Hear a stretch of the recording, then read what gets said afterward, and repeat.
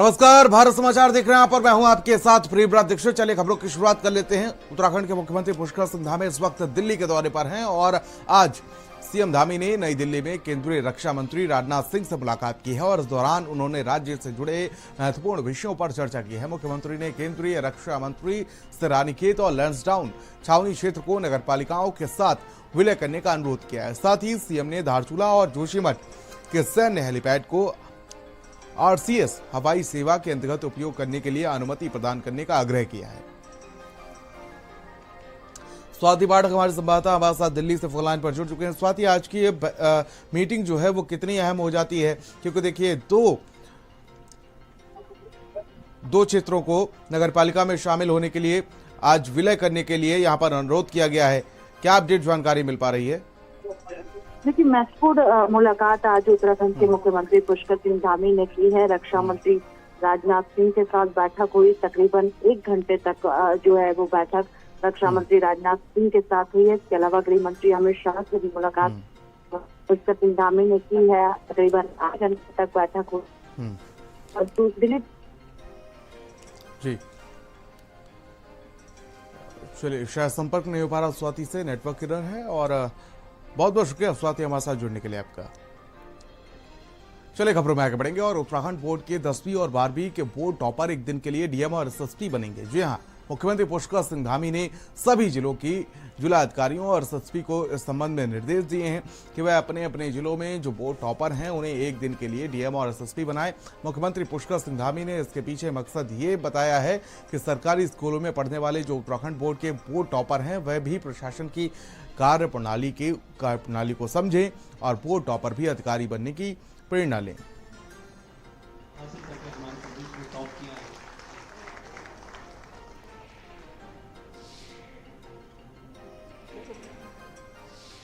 जो ज़िले में हमारे टॉपर्स बच्चे हैं, जो सरकारी विद्यालयों से पढ़े हैं, उनको प्रतीकात्मक रूप से एक एक दिन संबंधित ज़िले का जिलाधिकारी और जो कप्तान या वरिष्ठ पुलिस अधीक्षक है उस पद पर उनको तैनाती दी जाए, ताकि एक तो उनके अंदर आत्मविश्वास आए, दूसरा जो जिस क्षेत्र में जाना चाह रहे हैं उसको लेकर के तैयारी की भावना और जो चुनौतियाँ आती हैं उसके लिए मानसिक रूप से तैयार करना।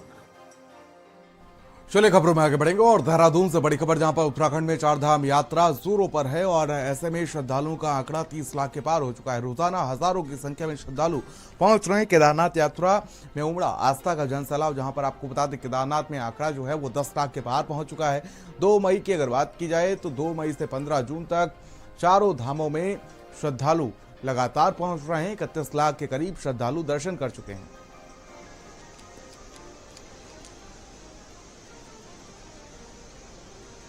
देखिए, 2 मई से लेके अगर हम 15 जून तक के आंकड़े देखें तो चारों धाम में अभी तक सब मिला के ऑलमोस्ट 31 लाख के आसपास यात्रियों ने दर्शन कर चुके हैं।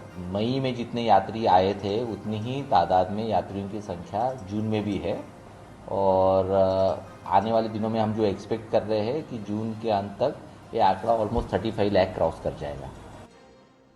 चलिए खबरों में आगे बढ़ेंगे और खबर रुद्रप्रयाग से है, जहां पर केदारनाथ धाम की यात्रा जल्द ही पहले से अधिक सुरक्षित और सुगम हो जाएगी।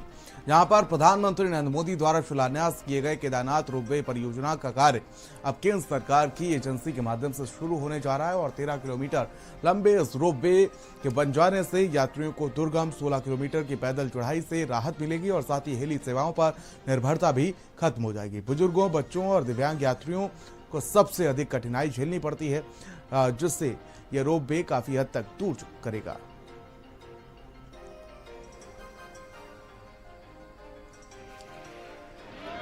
केदारनाथ का रोपवे बहुत ही महत्वपूर्ण होने वाला है और हमारे लिए गौरव का विषय है कि हमारे जो 2 रोपवे, एक हेमकुंड साहिब का रोपवे और केदारनाथ जी का रोपवे, ये किस प्रकार से आने वाले समय में यात्रियों के लिए बहुत महत्वपूर्ण होंगे ये समय बताएगा। लेकिन जिस प्रकार से जो यात्रा केदारनाथ में जिस प्रकार से लोग जाते हैं, बड़ी संख्या में भक्त जाते हैं, तो आने वाले समय में बहुत ही सहज और बहुत ही सरल ढंग से रोपवे के माध्यम से यात्रा होगी। और प्रदेश में मौसम ने एक बार फिर से करवट ली है, जहां पर 2 दिनों से लगातार हो रही बारिश के कारण चारधाम यात्रा समेत प्रदेश की कई सड़कें बंद हो गई थी, लेकिन सोमवार से यात्रा पूर्ण रूप से खुल गई है। वहीं आधी दर्जन की गांव की सड़कों को खोलने का कार्य किया जा रहा है। पीडब्ल्यूडी विभाग की प्राथमिकता है कि यात्रियों की यात्रा सुरक्षित और सुगम बनाई जाए।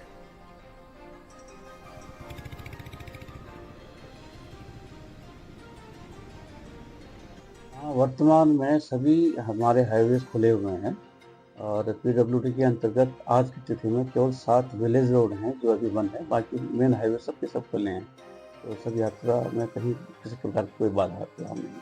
पीडब्ल्यूडी में इस बार हम लोगों ने एक रोड रिपोर्टिंग ऐप नया स्टार्ट किया है, क्योंकि हमारे अधीक्षण अभियंता हैं श्री मनोज बिस्टी जी टिहरी के सी हैं, उन्होंने इसको डेवलप किया था। इसमें खास बात यह है कि जब भी कहीं पर कोई रोड बंद होती है या खुलती है, उसकी सूचना मिलते ही वो लोग फील्ड वाले उसको एंट्री करते हैं और एंट्री करते ही रियल टाइम में कोई भी आदमी कहीं पर भी, चाहे हम मुख्यालय में हो, चाहे शासन में परीक्षण हो रहा हो, चाहे कोई पब्लिक चल रहा हो, तो वो रियल टाइम में देख सकते हैं कि पीडब्ल्यूडी की कौन कौन सी सड़कें वर्तमान में बंद हैं।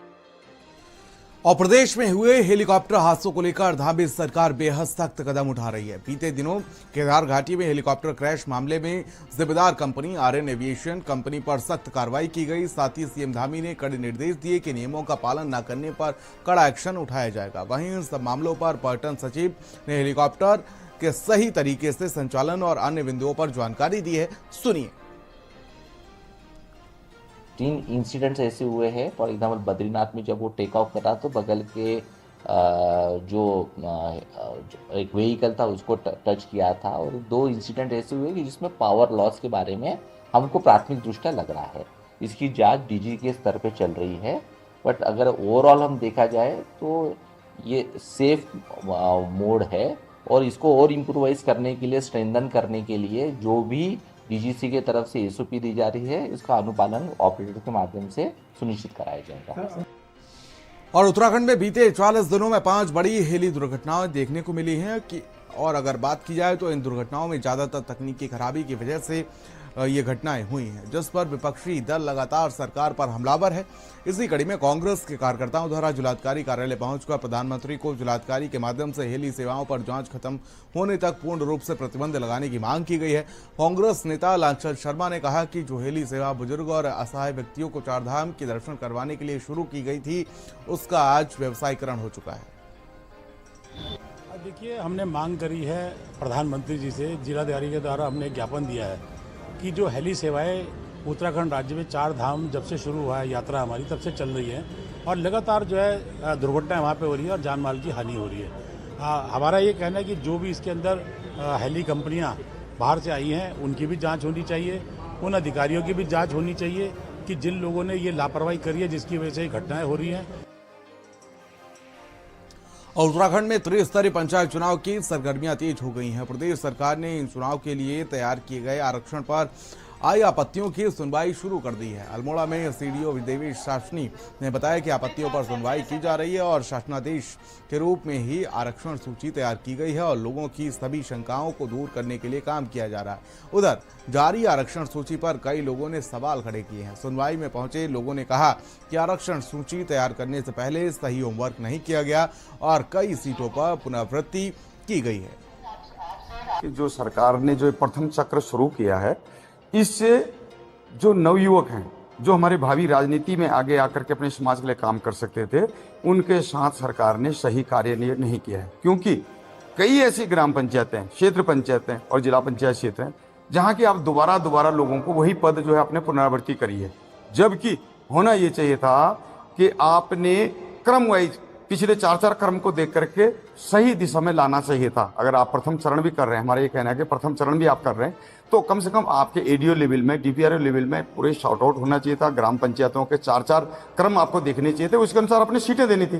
देखिए, जितने हमारी 1160 जो ग्राम पंचायतें हैं, हमारे अभी सारे उसमें रिजर्वेशन फिक्स की गई है, कितनी एससी महिलाओं का होना है, कितने एससी पुरुष का होना है, कोई सभी कैटेगरीज की रिजर्वेशन फिक्स करके एक लिस्ट प्रकाशित की गई थी, जिसके लिए भी हम लोग आपत्ति ले रहे हैं। उन आपत्तियां हमारे द्वारा मेल द्वारा भी भी ली गई, लिखित आपत्तियां भी ली गई, और कल जितनी भी हमारे पास आपत्ति थी हम सभी को आज बुलाया गया है। कल भी हमारे पास समय है, उन आपत्तियों को हम लोग लिखित जवाब भी दे रहे हैं और हम लोगों को ये भी समझा रहे हैं कि रिजर्वेशन करने का क्या बेसिस है, जो हमारी सरकार द्वारा जियो निकाला गया है उसमें क्या क्रम के हिसाब से हमने किस मेथोडोलॉजी के हिसाब से रिजर्वेशन की है, और अगर उस मेथोडोलॉजी के हिसाब से किसी को भी कोई शंका है तो हम उस शंका को दूर करने के लिए यही आज हमने बैठक ऑर्गेनाइज की, जिसमें लगभग अराउंड आई थिंक 100 से ज़्यादा लोग आए हुए थे आज, और अगर कल भी आएंगे तो कल भी हम उन लोगों की जो भी ऐसी शंकाएं होंगी हम दूर करेंगे।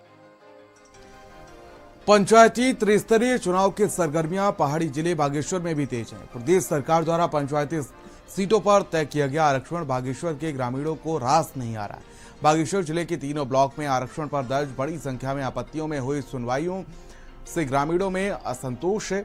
पंचायती सीटों में आरक्षण पर दर्ज आपत्तियों की सुनवाई में पहुंचे ग्रामीणों का कहना है कि आरक्षण तय करने में प्रदेश सरकार द्वारा बागेश्वर जिले की अधिकतर ग्राम पंचायतों में महिलाओं को उम्मीदवारी का जबरन और दोबारा मौका दिया गया है। हमारे वहाँ ग्राम पंचायत गांधी से आए होंगे, हमारे वहाँ महिला सीट दोबारा रिपीट हो गई थी, तो इसमें जनता में आक्रोश था, हमने आपत्ति लगाई थी, जिसमें कुछ दो नहीं हो पा रहा है। अब आगे की प्रक्रिया पता नहीं क्या होती। अब हम चाह रहे थे कि महिला वो चाह रहे थे आरक्षित, क्योंकि 80 वर्ग का वो रहा ना हमारे वहाँ, उनको नहीं मिल पा रहा मौका।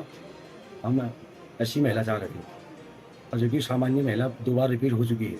जो मोहन सिंह मंडल ने जो आपत्ति लगाए थे उसकी तो कोई सुनवाई हुई नहीं। वो आपत्ति भारत सरकार ने रिजेक्ट कर पाई, कोई सुनवाई नहीं हुई यहाँ पे। आगे कोर्ट के लिए ले जा सकता जनता, वैसे से इलेक्शन को रिजेक्ट भी होना चाहिए। 11 का 25 में बहुत अंतर है। सन 11 का जो नियम है और 25 में तो बहुत ही अंतर हो चुका है। 25 तो बहुत आगे है ना। यह है कि इस बार सरकार का ये पिछला चक्र हमारा आरक्षण का पूरा हो चुका है। इस पंचायत चुनाव में फिर से ये पहला एक तरह से नया चक्र शुरू हो रहा है, तो इसलिए लोगों को ये चीज स्पष्ट नहीं थी। तो आज हमने आपत्ति सुनते हुए लोगों को ये स्पष्ट कर दी है कि ये नया चक्र शुरू हुआ है, इसलिए इसमें पिछले चक्र में क्या था उसको जो है मैटर नहीं करेगा। आगे क्या होना है वो अगले पंचायत चुनाव में मैटर करेगा। और उत्तराखंड में प्रमुख विपक्षी दल कांग्रेस ने राज्य सरकार पर एक बार फिर से भ्रष्टाचार के गंभीर आरोप लगाए हैं। यहां पर आपको बता दें, कांग्रेस के उपाध्यक्ष ने कहा कि जिस तरह से रोजाना एक नया घोटाला सामने आ रहा है उससे ऐसा प्रतीत होता है कि 2027 तक उत्तराखंड देश में घोटाले के मामले में अग्रणी राज्यों में शुमार हो जाएगा। उन्होंने कहा कि हरिद्वार भूमि घोटाले की जांच अभी अधूरी ही है, वहीं कृषि विभाग से जुड़े नए घोटाले सामने आ गए हैं। भ्रष्टाचार के खिलाफ जीरो टॉलरेंस। अब वो जीरो टॉलरेंस आप देखिए कि क्या कमाल हो रहा है कि राज्य में हर दिन नया घोटाला आ रहा है। अभी आप हरिद्वार के भूमि घोटाले से निपटे नहीं थे कि आपके सामने एक घोटाला आ गया तराई बीज विकास निगम का। तराई बीज विकास निगम में अरबों खरबों की संपत्तियां जिस प्रकार से कौड़ियों में नीलाम कर दी गई, जिस प्रकार से एयरपोर्ट के विस्तारीकरण के नाम पर वहां पर भूमि घोटाला हुआ है, उसकी जांच हाई कोर्ट के सिटिंग जज से होनी चाहिए। और खबर देहरादून से, जहां पर पुलिस में 35 वर्षों की सेवा के बाद सेवानिवृत्त पुलिस के पूर्व उप अधीक्षक ओम प्रकाश आर्य आज कांग्रेस में शामिल हुए हैं। प्रदेश कांग्रेस मुख्यालय राजीव भवन में आज पार्टी के वरिष्ठ उपाध्यक्ष संगठन सूर्यकांत धस्माना ने आर्य को पार्टी की सदस्यता ग्रहण कराई है। आज कांग्रेस में शामिल हुए आर्य उत्तर प्रदेश के अलीगढ़ से पुलिस उपाधीक्षक के पद पर सेवानिवृत्त हुए हैं। देखिए, ओम प्रकाश आर्य जी पुलिस के सेवानिवृत्त उपाधीक्षक हैं। उन्होंने उत्तर प्रदेश में उत्तराखंड में डिप्टी एसपी के रूप में 35 वर्षों तक लंबी सेवा दी और वो देहरादून के रहने वाले बहुत विद्वान हैं। 4 विषयों में तो स्नातकोत्तर है। वनस्पति विज्ञान में, अंग्रेजी में एमएड किया है उन्होंने, एमबीए किया है और पुलिस में अधिकारी रहे। आज वो सेवानिवृत्ति के बाद कांग्रेस में शामिल हुए हैं। मैंने उत्तराखंड प्रदेश कांग्रेस संगठन उपाध्यक्ष नाते उनको पार्टी में ज्वाइन करवाया है। और खबर देहरादून से, यहाँ पर आपको बता दें, महिला कांग्रेस उपाध्यक्ष ज्योति रौतेलिया के नेतृत्व में महिला कांग्रेस पदाधिकारियों ने जोरदार प्रदर्शन किया है। कांग्रेस ने महिला आयोग कार्यालय में महिला अपराध की घटनाओं को लेकर प्रदर्शन करते हुए राज्यपाल और महिला आयोग की अध्यक्ष को ज्ञापन सौंपा है। राज्य में महिलाओं और नाबालिग बच्चियों के खिलाफ हो रही हिंसा, बलात्कार और जघन्य हत्या की घटनाओं पर लगाम लगाए जाने की मांग की है।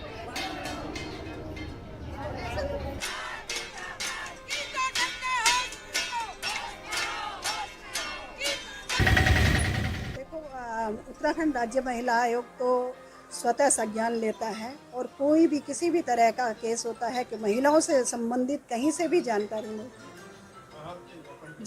मिलती है तो आयोग उसमें तुरंत संबंधित जो भी जिला होता है वहाँ के एसएसपी से हम स्वयं बात करते हैं।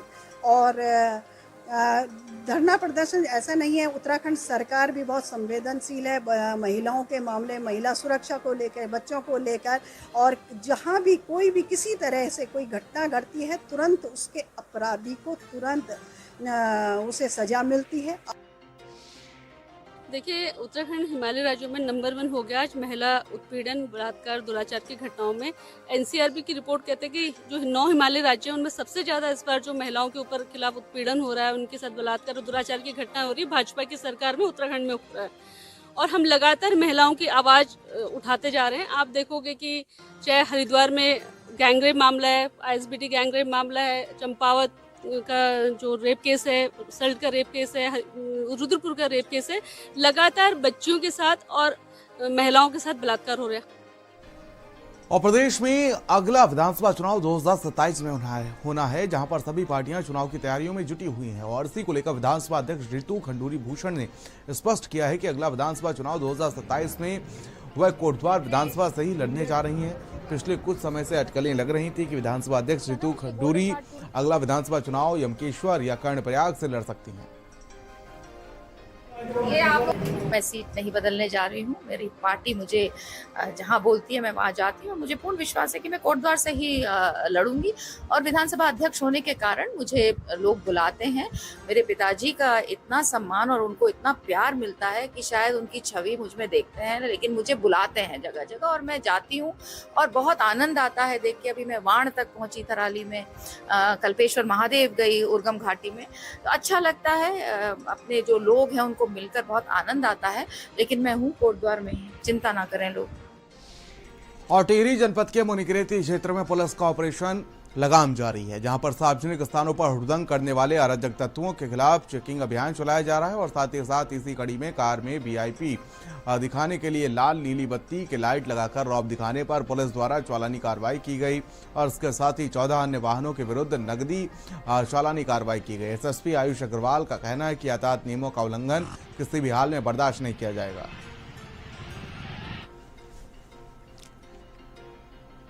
और कोटद्वार की दशकों पुरानी सेंट्रल स्कूल की मांग पूरी होने पर भारतीय जनता पार्टी ने अपने प्रदेश और राष्ट्रीय नेतृत्व का आभार व्यक्त किया है। बीजेपी नेता मुन्ना लाल मिश्रा और ताजुद्दीन इदरीसी ने सेंट्रल स्कूल के लिए एडमिशन की प्रक्रिया शुरू होने पर खुशी जाहिर करते हुए इसे कोटद्वार शहर के लिए बड़ी सौगात करार दिया है। आपको बता दें कि कोटद्वार में सेंट्रल स्कूल में इस सत्र के लिए कक्षा 1 से 5वीं तक के लिए एडमिशन की प्रक्रिया चल रही है। सेंटर स्कूल क्षेत्र के लिए एक मिसाल कायम होगा और यहाँ के स्थानीय नौनिहालों के लिए बहुत अच्छी सौगात है। सेंट्रल स्कूल अच्छी एजुकेशन ही देगा और अच्छी एजुकेशन के लिए लगातार इस क्षेत्र की जनता सेंट्रल स्कूल की मांग कर रही थी। केंद्रीय विद्यालय की मांग को पूरा करने के लिए स्थानीय विधायिका विधानसभा अध्यक्ष ने भी भरपूर प्रयास किया। सबसे पहले तो केंद्र सरकार का बहुत बहुत धन्यवाद करना चाहूँगा कि हमारे शहर को केंद्रीय विद्यालय दिया है और इसमें हमारे माननीय सांसद बलूनी जी और क्षेत्रीय विधायक का बहुत प्रयास रहा। 1 जून से उत्तराखंड पीडब्ल्यूडी डिपार्टमेंट ने एक नई पहल शुरू की है और जिसके तहत pwduk.in ऐप में सड़क बंद होने का रियल टाइम डाटा दिया जा रहा है। ऐप के माध्यम से यात्री तो इसका लाभ ले सकते हैं, लेकिन पीडब्ल्यूडी के वरिष्ठ अधिकारियों को मॉनिटरिंग करने के लिए minute to minute real timing का अपडेट मिल रहा है। वहीं पीडब्ल्यूडी के मुख्य अभियंता नियोजन दिवाकरण सिंह ने बताया कि घटना की सूचना मिलते ही फील्ड कर्मचारियों को सूचना मिलते ही मरम्मत का कार्य शुरू हो जाता है। वहीं सड़क ठीक होने के बाद अधिकारियों को भी सड़क दुरुस्त होने का अपडेट मिल जाता है। इससे फिजिकल डाटा मिलने और खोने का डर भी समाप्त हो जाता है। में इस बार हम लोगों ने एक रोड रिपोर्टिंग ऐप नया स्टार्ट किया है, जो कि हमारे अधीक्षण अभियंता हैं श्री मनोज बिस्ती जी टेहरी के एसी हैं, उन्होंने इसको डेवलप किया था। इसमें खास बात यह है कि जब भी कहीं पर कोई रोड बंद होती है या खुलती है, उसकी सूचना मिलते ही वो लोग फील्ड वाले उसको एंट्री करते हैं और एंट्री करते ही रियल टाइम में कोई भी आदमी कहीं पे भी, चाहे हम मुख्यालय में हो, चाहे शासन में परीक्षण हो रहा हो, चाहे कोई पब्लिक चल रहा हो, तो वो रियल टाइम में देख सकते हैं कि पीडब्ल्यूडी की कौन कौन सी सड़कें वर्तमान में बंद हैं। और जैसे ही खुलती हैं तो खुलने की सूचना उसमें अपलोड करते ही तत्काल हमें सबको पता चल जाता है कि ये रोड खुल चुकी हैं। तो अब हमें पहले की तरह फिजिकल डेटा इकट्ठा करना और कई चीज़ें कभी मिस भी हो जाती थी, तो वो करने की गुंजाइश ज़रूरत ही नहीं पड़ेगी, क्योंकि हमें रियल टाइम में। चले खबरों में आगे बढ़ेंगे। और बीते दिनों भिक्षावृत्ति में लिप्त 9 वर्षीय बालक को ब्रह्मपुरी सूर्य मंदिर से कूड़ा बीनते हुए भिक्षावृत्ति रेस्क्यू टीम द्वारा रेस्क्यू किया गया और बच्चे का जीडी कोरोनेशन से मेडिकल करवाकर बाल कल्याण समिति के समक्ष प्रस्तुत किया गया। बालक को राजकीय शिशु सदन में रखवाया गया है। वहीं 13 जून को भिक्षावृत्ति में लिप्त 11 वर्षीय बालक को कांबली रोड से कूड़ा बीनते हुए भिक्षावृत्ति रेस्क्यू टीम द्वारा रेस्क्यू किया गया था। और वक्त एक छोटे से ब्रेक का है।